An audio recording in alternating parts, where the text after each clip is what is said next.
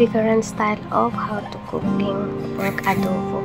Ngayong araw, ayan, magluluto tayo ng ating adobo. Nagisa lang ako ng bawang at saka luya dahil wala pa kaming sibuyas. Hindi available yung ating sibuyas, kaya mamaya at mamili muna tayo. And yan, nagisa na tayo, and then igigisa ko muna yung ating karne. So, ganun pa rin yung aking pagluluto. Gigisahin ko muna ng maigi hanggang sa magmamantika na bago ko lalagyan ng tubig.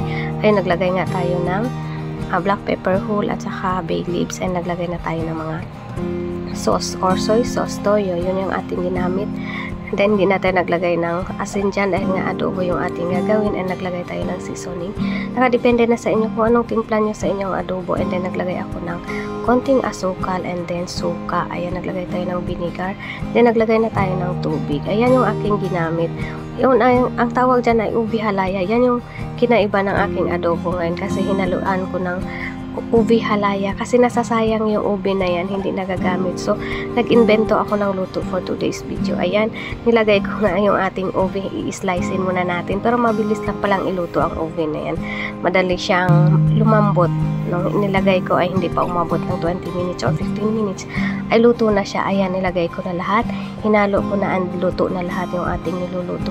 So, napakabilis lang magluto. Pero pinalambot ko muna ng maigi yung ating karne bago ko nilagay yung ating ubi. And yan yung ating green chili or atsal. So yan, almost done. Pag nilalagay na kasi yung green chili na yan ay halos luto na or tapos na yung ating niluluto. Yan yung ibang adobo ko ngayon. First time ko magluto ng ganito klaseng adobo.